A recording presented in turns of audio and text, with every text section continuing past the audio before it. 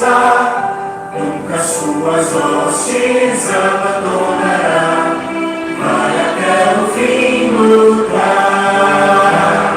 Sempre avante, banda general, sempre avante, guerra contra o mal, firmes, fortes, nunca vacilar, com Jesus iremos triunfar.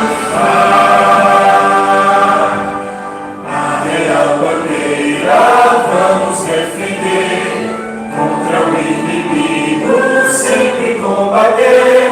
Nosso general por sempre irá vencer, seguiremos a Jesus. Sempre avante, banda general, sempre avante, guerra contra o mal, firmes, fortes, nunca vacilar, com Jesus iremos triunfar. Na feroz batalha temos proteção, e afinal em coro junto à multidão entoaremos todos a real canção quando nós chegarmos lá.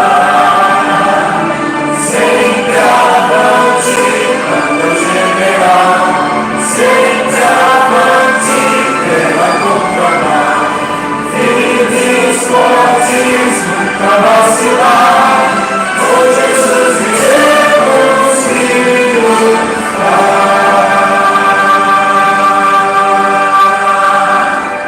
Amém?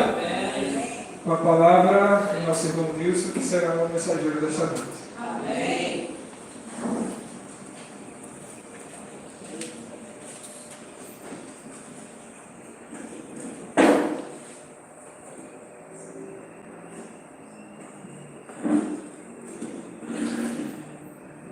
Boa noite.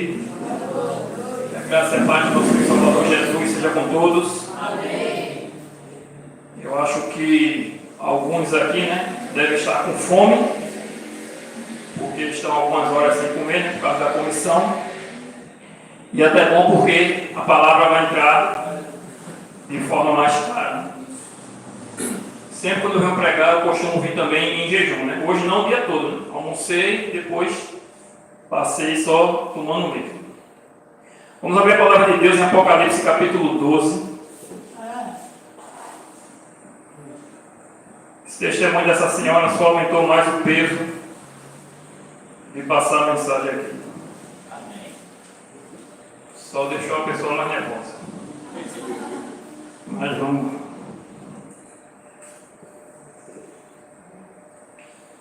Graças a Deus eu consegui preparar esse PDRzinho, só que eu não sei se ficou muito boa a imagem, porque ficou uma folha muito em branco, mas foi a primeira vez, então glória a Deus por isso. O capítulo 12 ele vai tratar do grande conflito no céu, O conflito começou no céu, O pecado se originou no céu, no coração de um anjo perfeito, Porque Deus criou Lúcifer, um anjo perfeito, Em hebraico Samael, portador de luz. E esse anjo, não tem como explicar, porque o pecado não tem explicação.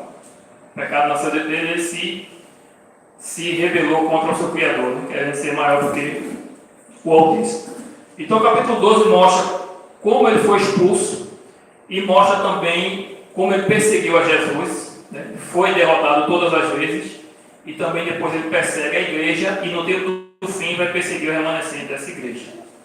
Então o capítulo 12 é importante a gente estudar e aprender o que está aqui revelado. Vamos orar. Senhor nosso Deus, nosso Pai, louvado, engrandecido e exaltado seja o teu santo e maravilhoso nome. Toda a honra, meu Deus, toda a glória, todo louvor e majestade sejam dados a Ti. Neste momento, Senhor, te louvamos e agradecemos pela oportunidade de estarmos aqui na tua santa casa de oração, e rogando também desde já a tua proteção sobre aqueles que moram em áreas de risco, principalmente em áreas de barreira. As chuvas não estão cessando, embora fraca, mas o inverno realmente esse ano está sendo bastante complicado. Mas te agradecemos por tudo, pelo dom da vida. Sabemos que este mundo é assim mesmo, porque jaz no maligno. Em breve o Senhor retornará nas nuvens do céu para nos dar o nosso galardão e nos levar para a herança dos santos. Neste momento, Senhor, que o Senhor conceda no Senhor Teu Espírito Santo, nos ilumine aqui na pregação da Tua Palavra, abra nossos corações para compreendermos o que aqui está revelado e o que o Senhor quer de nós, Senhor, para esse tempo do fim, em nome do Senhor Jesus. Amém. Então, Apocalipse 12, verso 1 vai dizer assim: viu-se grande sinal no céu, a saber, uma mulher vestida do sol, com a lua debaixo dos pés e uma coroa de 12 estrelas na cabeça, que, achando-se grávida, grita com as dores de parto, sofrendo tormentos para dar à luz. Os irmãos católicos ensinam que essa mulher é Maria, né? Embora até realmente faça sentido, né? Mas quando a gente estuda realmente o capítulo 12, a gente vê que não se trata de Maria, mas do povo de Deus, né? Da igreja, que está revestida do sol. O sol é um símbolo do nosso Senhor Jesus Cristo, que é o sol da justiça, e a igreja deve resplandecer o caráter do Mestre, né? O caráter de Cristo. E a lua, né? Assim como a lua também, que ela não tem o brilho próprio, mas ela resplandece a luz do sol, assim deve ser também a igreja, né? As 12 estrelas, né? Elas simbolizam, estrela de profecia também simboliza anjo, que tanto pode ser um ser espiritual como um ser humano, né? Que significa mensageiro. Então ela representa as 12 tribos, mas também representa os 12 apóstolos, ou seja, o povo de Deus, tanto no Antigo como no Novo Testamento.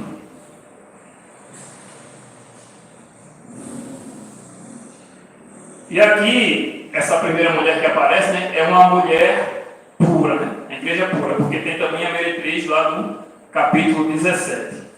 E como sabemos se uma igreja, né, é uma igreja pura? Por exemplo, um colega meu, eu coloquei no estado, né, alguma coisa lá sobre a igreja verdadeira, e aí ele foi e me respondeu, né? Disse que todas têm erro. Eu disse, mas eu falo da doutrina e não das pessoas. Aí ele disse, mesmo assim, aí eu perguntei, você ficaria numa igreja, por exemplo, que adora imagens de escultura? Aí ele se calou, né?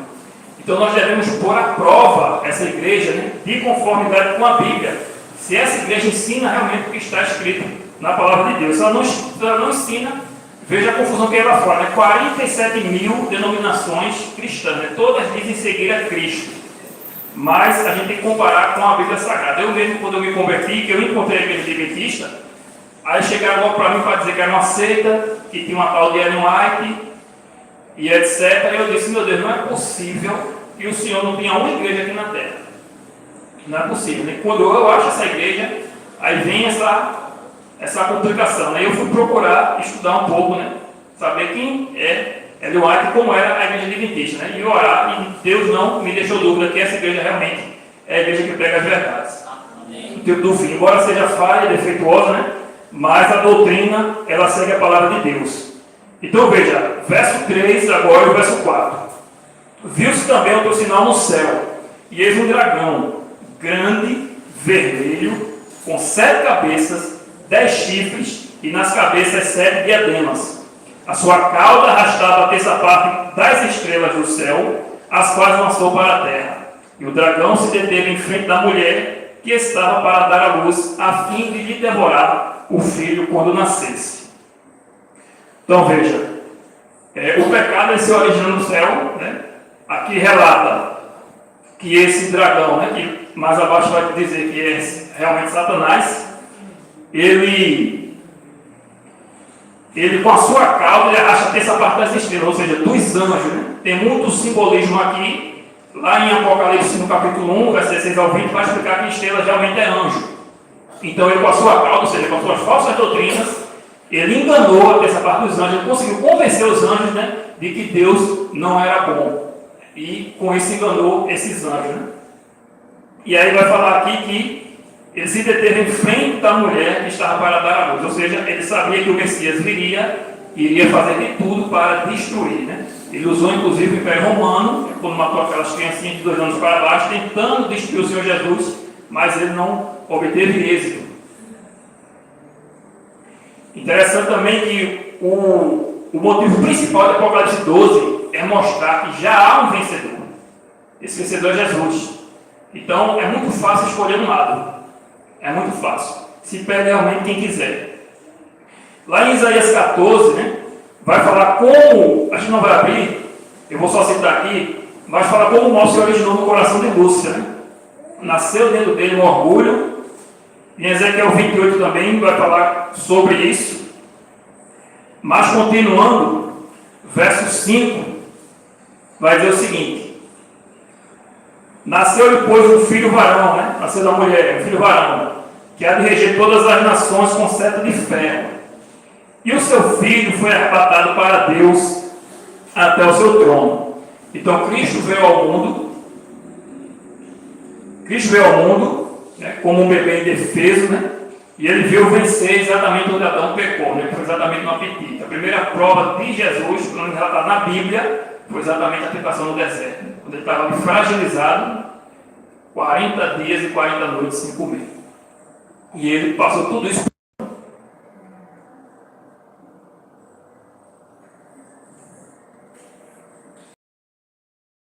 3, por exemplo, né? Vai dizer assim: Jesus falando do povo dele no tempo do fim, né? Falando da mornidão que existe hoje nas igrejas, ele vai dizer assim: eu repreendo e disciplina a quantos amo, ser pois zeloso e arrepende. Esse que estou à porta e bato. Se alguém ouvir a minha voz e abrir a porta, estarei em sua casa e cearei com ele e ele comigo. Ao vencedor dar-lhe-ei sentar-se comigo no meu trono, assim como também eu venci e me sentei com meu Pai no seu trono. Então Jesus passou o que passou por nós para nos salvar. E todo e qualquer sacrifício que venhamos a fazer por amor a Cristo é válido, porque não há maior promessa do que essa, né? De herdarmos o reino de Deus, né? Sentar-se no trono com o próprio Jesus Cristo. Né? As pessoas correm tanto atrás aí de fama, de sucesso, né? Que maior sucesso pode ter esse herdar o reino dos céus. Né? Verso 6 de Apocalipse 12. A mulher, porém, fugiu para o deserto, onde lhe havia preparado lugar para que nele a sustentasse, onde lhe havia Deus preparado lugar para que nele a sustentem durante 1260 dias. Então aqui a gente já vê que Maria não ficou no deserto durante 1260 dias, né? E muito menos durante 1260 anos, como a profecia vai relatar aqui logo abaixo. Então, depois da vitória de Jesus, Satanás dirige seus esforços contra a igreja. E a profecia fala de um período de tempo, que a gente vai analisar daqui a pouco, que é exatamente os 1260 dias. Versos 7 e verso ao 9, né? Houve peleja no céu. Miguel e os seus anjos pelejaram contra o dragão. Também pelejaram o dragão e seus anjos. Todavia, não prevaleceram, nem mais achou no céu o lugar deles. E foi expulso o dragão, a antiga serpente que se chama Diabo e Satanás, o sedutor de todo mundo. Sim, foi atirado para a terra e com ele os seus anjos. Então aqui a Bíblia vai fazer um parêntese, o Apocalipse, capítulo 12, para explicar um pouco sobre a rebelião no céu, né? E lembrar um pouco da história do Gênesis, confirmando a veracidade, né? Porque muita gente diz que o Gênesis ali foi uma alegoria, que não existiu. Se aqui não existisse, não existiria pecado, nem o mundo não estaria como está hoje, né?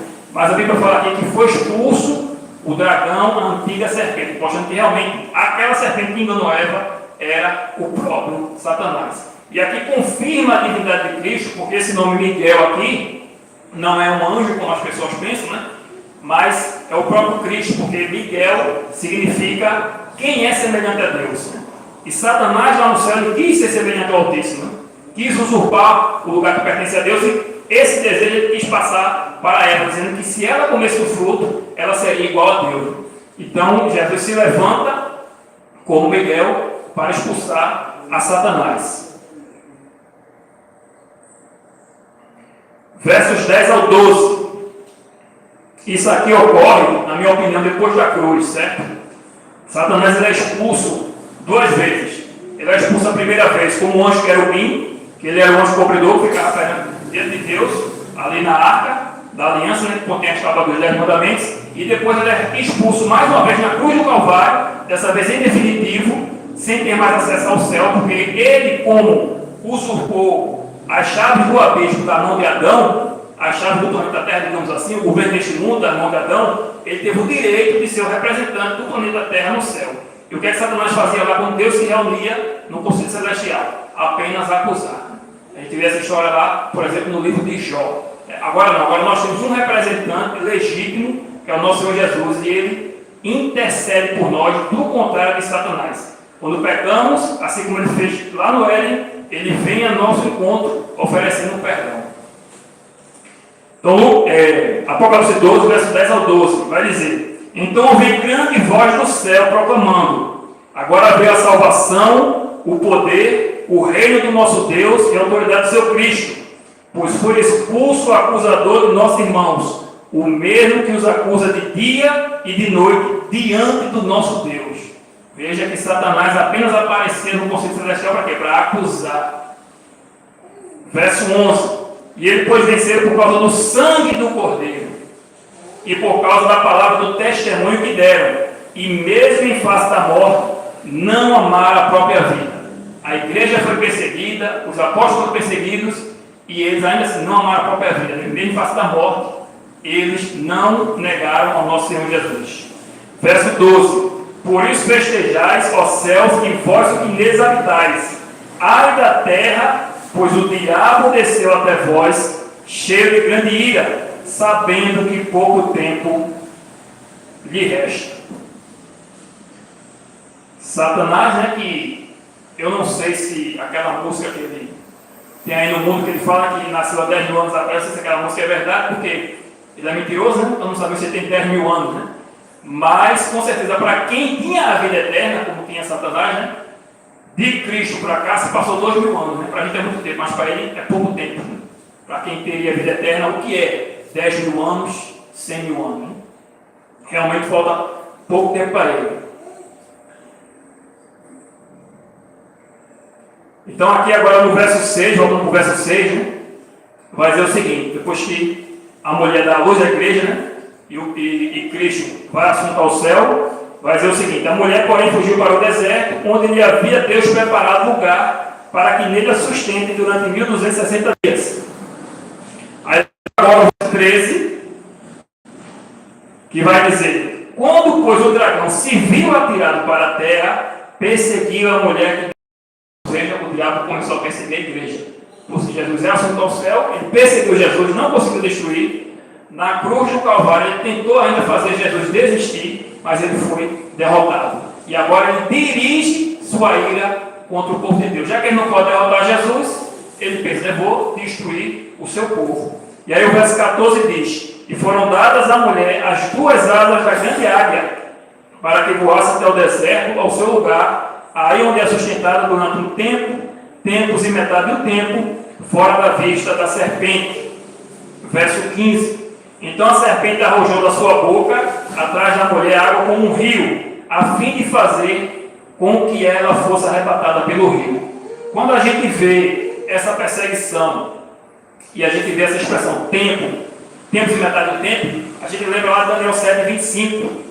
Né? Daniel e Apocalipse, ele deve ser estudado juntamente, né? Porque eles falam do mesmo assunto. Daniel é o livro selado, e Apocalipse, como o nome já diz, é revelação, é o livro revelado. Né? Enquanto o livro está selado lá em Daniel, aqui em Apocalipse esse livro é desselado. Então, esse período de tempo aqui, um tempo, tempos e metade do tempo, né? E 1260 dias, do verso 6 e de Daniel 7,25 é o mesmo período de tempo. Quando você analisa a história e você vai pesquisar, por exemplo, sobre a Santa Inquisição, sobre o que ocorreu no passado, você estudando o livro de Daniel, você vai entender que, a partir do ano 538, quando o imperador Justiniano, ele dá poder ao Papa, tanto religioso, decretando o Papa como cabeça de todas as igrejas, como também poder civil. Então o Papa passa a ser também um rei, e passa a governar, ali que a Igreja Católica passa a dominar o mundo, e do ano 1538 até o ano 1798, o Papa, ele era quem colocava e tirava reis, né? E quem não se submetesse a ele, era castigado. E as pessoas tinham que fugir. A Igreja de Deus, ela foi sustentada no deserto, ela foi para os vales montanhosos, né? Fugiu para os cantos ermos do mundo, tendo muitas vezes uma vida difícil, né? Tendo que plantar para sobreviver, com terra escassa, mas Deus ali sustentou a sua igreja e sustentou a verdade. E aí foi quando, no 1798, que Napoleão Bonaparte mandou o seu general Berthier prender o Papa e acabou ali com a supremacia papal. Então foi um período de perseguição do ano 1538 a 1798, se você fizer as contas, dá 1260 anos, né? Como uma profecia aqui relata, sendo que para cada dia, um ano em profecia, né? Porque a profecia do Apocalipse e de Daniel também, ela tem muito simbolismo. Quando você estuda a Bíblia, né? A Bíblia mesmo vai se explicando. Então você não encontra outro período na história de perseguição desse de 1260 dias, a não ser esse, do ano 1538 a 1798. Então aqui está falando do mesmo assunto de Daniel 7, no verso 25. E Satanás faz o que no verso 15, né? Ele arrojou na sua boca água como um rio, né? Água em profecia é povos, multidões, nações e línguas. Então, muita perseguição, foi um dilúvio de perseguição contra a igreja de Deus, mas ele foi derrotado. Verso 13, né, quando ele fala aqui que o dragão se viu atirado para a terra, perseguiu a mulher, que dera ao filho varão, se cumpre o que Jesus disse aos seus discípulos, né, que eles seriam perseguidos, odiados, por causa do nome de Cristo. Interessante que Jesus ele sempre alerta, né, o que vai ocorrer, para não sermos pegos de surpresa, e se iremos pegos de surpresa, o Espírito Santo vai lembrar aquilo que Jesus havia dito. Quando ele foi na última ceia, por exemplo, ele disse aos discípulos: vou ser preso e vocês todos vão me abandonar. Mas depois eu vou ressuscitar no terceiro dia, eu vou adiante de vós lá na Galileia. Então, quando Jesus morreu, eles tiveram aquela decepção, incrédulos ainda, mas depois se despertaram, porque Jesus já havia avisado. E Jesus não avisa por amor. Antes de nós pecarmos, ele já nos avisa. Significa o quê? Que ele já está oferecendo perdão.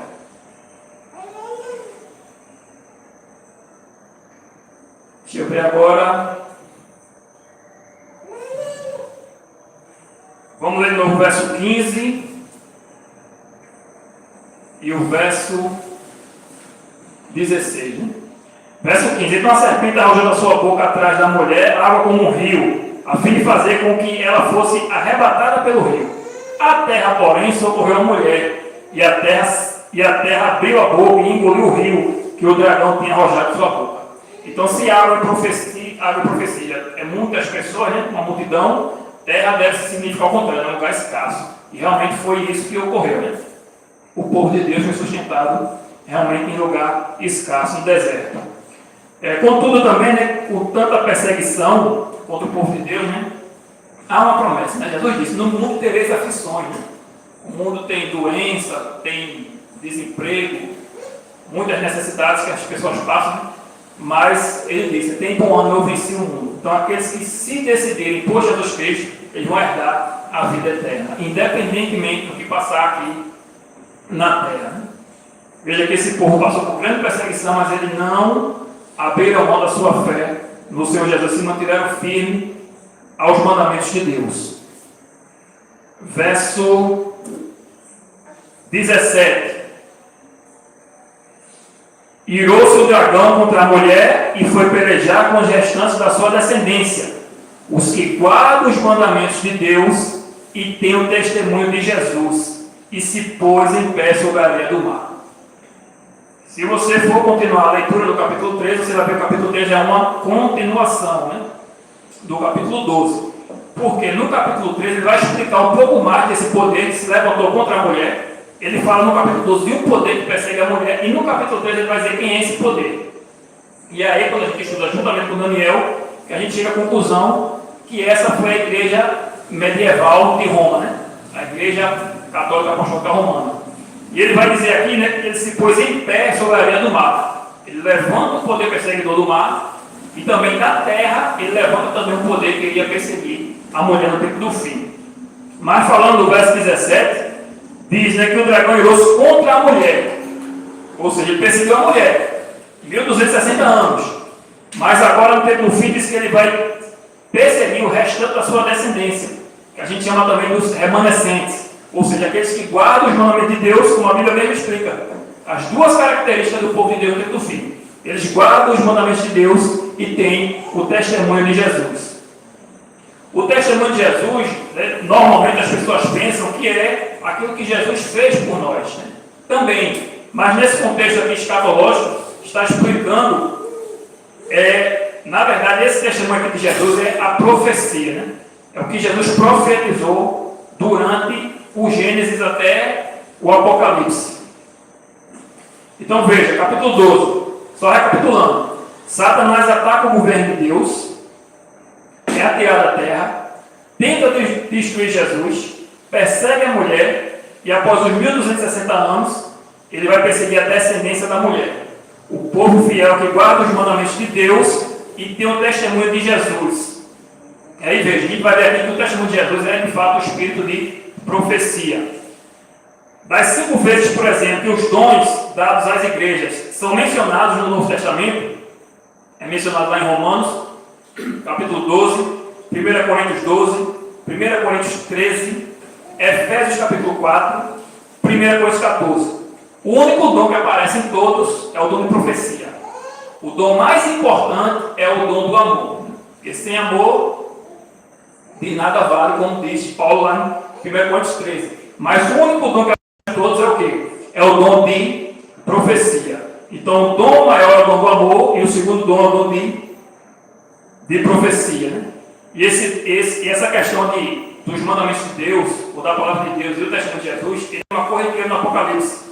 Se você for ler e prestar atenção, se você estudar realmente sobre o espírito de profecia, o testemunho de Jesus no Apocalipse, você vai ver que ele vai se repetir. No capítulo 2 fala um pouco, o capítulo 12 aqui que a gente já viu, o capítulo 14 e também o verso que a gente vai ler aqui, que é o capítulo 19. Capítulo 19, quando João, ele recebe as revelações até esse momento, e ele vê o anjo, ele fica deslumbrado com o que o anjo mostrou a ele, e ele se prostra para adorar o anjo. E aí o anjo vai dizer o seguinte, Apocalipse 19, verso 10, prostrei-me ante os seus pés para adorá-lo. Ele, porém, me disse, vê, não faças isso, sou conservo teu e dos teus irmãos, que mantêm o testemunho de Jesus, adora a Deus, pois o testemunho de Jesus é o espírito de profecia. Aqui o anjo ele faz uma separação dos profetas, né? Ele chama João o quê? De irmão dos profetas. Ele vai dizer aqui, sou conservo teu e dos teus irmãos, que mantêm o testemunho de Jesus. E o testemunho de Jesus é o espírito de profecia. E lá em Apocalipse 22, João mais uma vez vai adorar o anjo, e mais uma vez o anjo adverte. E vai dizer, Apocalipse 22, verso 9. Então ele me disse, vê, não faças isso, sou conservo teu, dos teus irmãos, os profetas, e dos que guardam as palavras deste livro, adora a Deus. Então ele faz uma distinção, né, entre aqueles que são profetas e aqueles que não receberam o dom de profecia. Então veja, o testemunho de Jesus é o espírito de profecia, ou como a gente conhece, né, como dom de profecia. O movimento do tempo do fim, guiado pelo Espírito Santo, conduziria as pessoas de volta para as verdades bíblicas e as profecias do tempo do fim. Por exemplo, quando a gente lê no começo do Apocalipse, né, as 7 cartas, né, e lá no santuário terrestre, né, que existia o azeite e 7 lâmpadas, e o azeite saía alimentando as 7 lâmpadas. E no Apocalipse fala dos 7 Espíritos de Deus. Por quê? Porque é um Espírito só alimentando as 7 igrejas. Então, todas as fases do cristianismo na Terra, o Espírito Santo guiou a sua igreja. Ela guardava os mandamentos de Deus e o Espírito Santo a guiava. E não seria diferente no tempo do fim, porque Deus nunca planejou deixar o seu povo sem a revelação do Espírito Santo. E nós acreditamos que este dom profético foi derramado através de uma mulher chamada Ellen Gold White. Né? Ela era Ellen Armour White, e depois que ela se casou com o Tiago White, ela passou a ser Ellen White. Ela teve, por exemplo, 70 anos de ministério, ou seja, foi muito tempo para saber se ela era uma profeta verdadeira ou não. Ela teve mais de 2.000 visões e sonhos. resultando em mais de 100 mil páginas de variados assuntos. Ela falou sobre saúde, educação, profecia, família. Inclusive, ela não tinha nem a terceira série, né, que hoje é 4º ano. Né? E ela era bastante fraca de saúde. Né? Mas Deus usou essa mulher para guiar o seu povo no tempo do fim. Né? Por meio dela, o Espírito Santo seria derramado. Por exemplo, uma das profecias dela, né? Que ela fala sobre os 8 remédios naturais: luz solar, cura, exercício físico, água, temperança, alimentação saudável, descanso e confiança em Deus. E hoje a ciência já comprova isso, que a melhor medicação é realmente a medicação que vem da natureza. Ela, inclusive, diz, né, que as drogas elas não curam, né? A cura está, de fato, na natureza. Algumas outras mulheres na Bíblia também tiveram o dom de profecia, né? Como a irmã de Moisés, Miriam, teve Débora, teve Ana, teve as filhas de Filipe, e teve também uma profetisa chamada Ruda, ou é Ruda ou é Uda, né? É H-U-L-D-A. Lá em 2 Reis e 2 Crônicas, quando Josias ele recebe o livro da lei, né? E ele vê que o povo não estava andando em conformidade com a lei de Deus, ele se entristece, né? E ele manda consultar a profetisa Ruda. Da mesma forma somos nós hoje, né? Muitas vezes a gente não entende a palavra de Deus corretamente, mas tem os escritos de Ellen White que nos dá a luz para entender aquele verso que é um pouco, né, mais complicado. Eu, por exemplo, comecei a ler esse ano O Desejar de Todas as Nações, né, e também comprei a meditação Maranata, né, muito bom, falando aí dos temas escatológicos para o tempo do fim. Né? É sempre bom a gente estar lendo. Tirar um tempo, ou no começo do dia, ou quando for dormir, para ler os escritos dela. Agora é interessante também o seguinte, né? Tem algumas características para se pôr a prova o profeta. Não é só chegar aqui e dizer, eu sou profeta. Né? Qual é a prova que essa pessoa é profeta? Né? Tem algumas características, né? Por exemplo, o profeta, lá em 1 João, capítulo 4, a gente não vai abrir, mas no 1 João capítulo 4, do verso 1 ao 3, vai dizer que ele tem que aceitar a divindade de Jesus. Tem igreja por aí que prega sobre Jesus, sobre o reino de Deus, mas não crê que Jesus é o Filho de Deus por natureza. E Jesus é o Filho de Deus tanto por natureza como por mérito, por tudo que ele fez aqui por nós. Então ele tem que crer na divindade de Cristo. A sua vida, ela tem que dar frutos. Jesus disse lá em Mateus 7, né? Nem todo aquele que me disse o Senhor herdará o reino dos céus, mas aquele que faz a vontade do meu Pai que está nos céus. Né? E por seus frutos o conhecereis. Então a mulher teve 70 anos de ministério. Né? As escolas hoje, as clínicas médicas, a própria editora, né? São frutos de visões que ela teve. A igreja não está abrangindo o mundo, fruto de visões que Deus deu a ela. Né?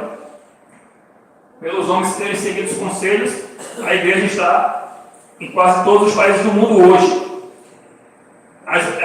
Outra característica, né, que acompanha também fenômenos físicos. Né? Por exemplo, se eu fosse profeta e tivesse aqui uma visão, né, estaria vendo a visão, vocês não estariam vendo, eu estaria aqui parado, tipo em trânsito, estaria tendo essa visão. Mas só o fenômeno físico, né, não é garantia que a pessoa realmente é profeta. Tem que dar fruto, tem que crer em Jesus realmente como Deus, ser divino, e também as suas profecias se cumprem, né? Como a gente já disse, né, que as escolas, os hospitais, né, tudo foi fruto de visões que ela teve. Mas também a profecia pode se cumprir e a pessoa não ser um profeta, como diz lá em Deuteronômio, né? E Deus diz, eu deixei que se cumprisse para testar você, para saber se vocês andam nos meus mandamentos ou não. Porque lá em Isaías 8, vai dizer que esse profeta tem que andar de conformidade com a lei de Deus e também com o testemunho. A lei e o testemunho, se não falar dessa forma, jamais verão a alma, ou seja, não há salvação para eles. Então não adianta só de revelar o futuro, mas tem que realmente seguir a palavra de Deus. A pessoa que diz que é profeta de Deus e rejeita a lei de Deus, está contrariando aquilo que o próprio Deus já revelou na sua palavra há muito tempo. Lá em Atos capítulo 2, muita gente acha, né, por exemplo, que não existe mais profeta porque o cânon bíblico fechou, né? o livro da Bíblia, né? Mas para ser profeta, como a gente viu, algumas mulheres que foram profetas, né, que não escreveram nada, não tem livro na Bíblia, né? Não significa que tem que ter um livro na Bíblia para ser profeta, né?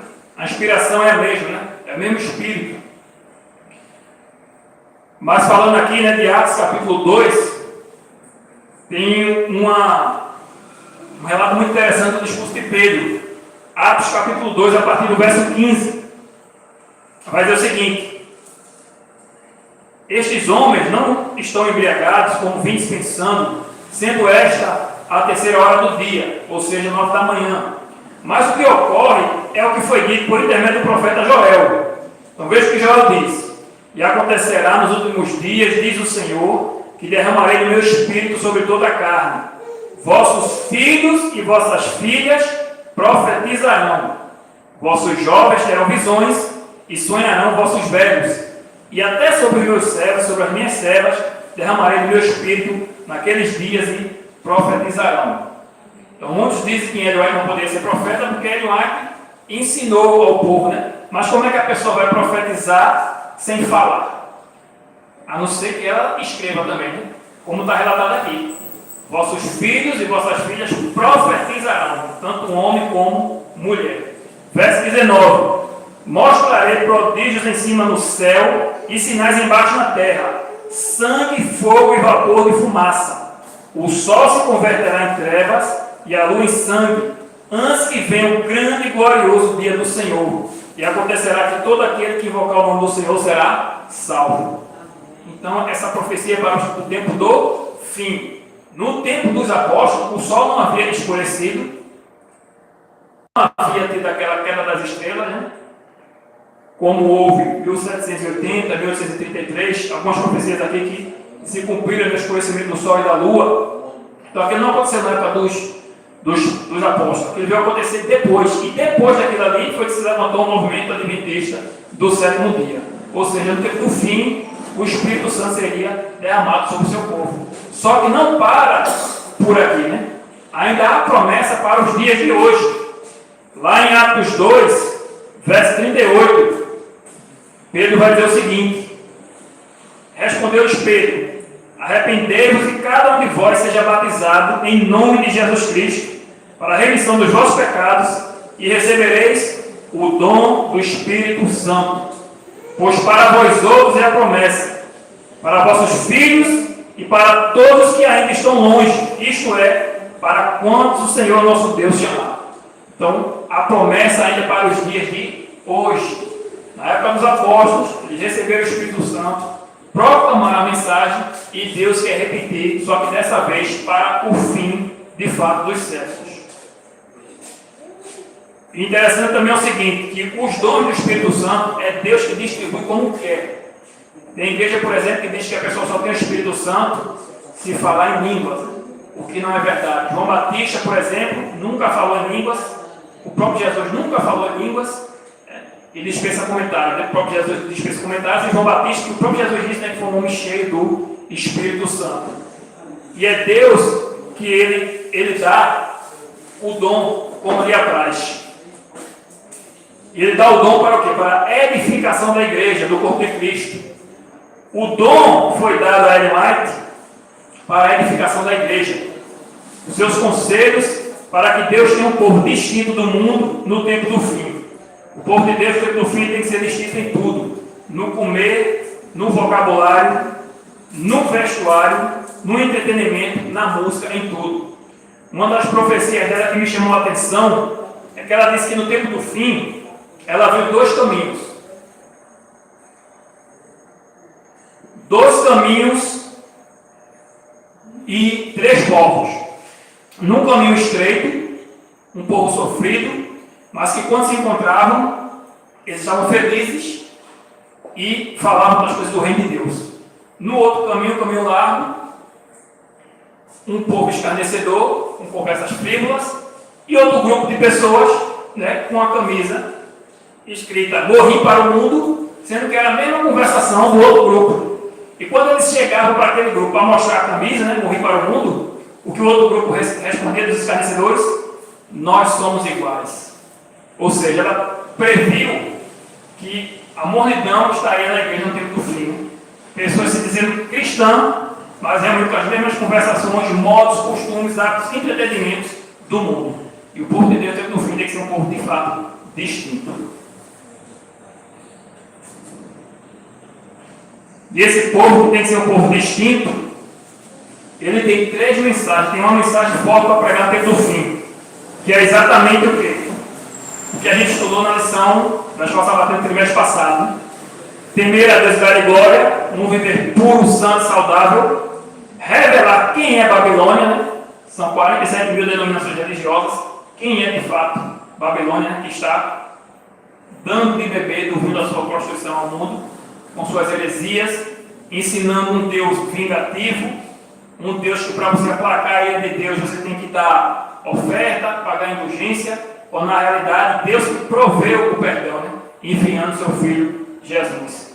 E revelar também o que é a marca da besta, né? E hoje a gente vê no mundo cristão as pessoas guardam um dia, um falso dia santo, um dia que não tem a bênção de Deus. E quem criou esse dia, instituiu esse dia como dia santo, foi um homem, né? E na Bíblia também conhecido como homem do pecado, né? O sistema papal, né? Que mudou a lei de Deus. A gente pode pegar qualquer Bíblia, inclusive a Bíblia Católica, e comparar os 10 mandamentos com os 10 mandamentos do catecismo, e vai ver que a lei está trocada, alterada, né? Como revelava lá já em Daniel 7, verso 25. Então nós temos uma missão como povo, né? Não é apenas a guarda do sábado, mas também viver de modo devoto ao nosso Senhor e Salvador Jesus, numa vida realmente distinta em tudo, no vestir, no falar e no comer, né? E vamos dar valor porque nós temos muita luz, né? E Jesus disse que a quem muito é dado, muito também será cobrado. Só que essa luz nos chegou para a nossa salvação, né? E não para a perdição, porque a palavra de Deus sempre chega para a salvação. Vamos encerrar com o hino 280 do novinário.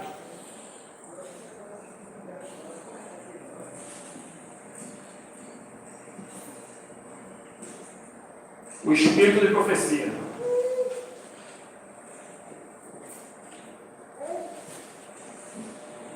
Ao som do hino, nos levantemos e louvemos. Senhor nosso Deus, nosso Pai, louvado, engrandecido e exaltado seja o teu santo nome. Obrigado, Senhor, pela tua palavra. Obrigado pelo dom de profecia. Obrigado, Senhor, pelas tuas bênçãos, né?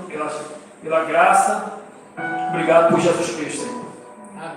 E rogamos, Senhor, nos abençoa nesta semana que já se iniciou, mas para muitos amanhã que vai começar realmente as lutas do dia a dia.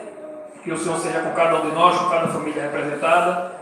Que o Senhor, meu Deus, tenha misericórdia de nós, perdoe nossos pecados, nos ajude, Senhor, esteja sempre conosco, segura na nossa mão, não nos deixe, Senhor, desviar para a direita e nem para a esquerda, Senhor. E se assim vier, que se cumpra a palavra lá de Isaías, né?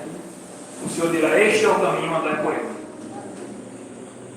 Toda a honra, toda a glória seja dada a Ti, conduz-nos em segurança para nossos lares, cuida de nós, Senhor, de cada um de nós, nos abençoe e nos concede o Teu Espírito, em nome de Jesus. Amém. E já reiterando, quarta-feira, de oração, que todos possam estar aqui na casa do Senhor, para que possamos juntos adorar o nosso Deus. Irmão,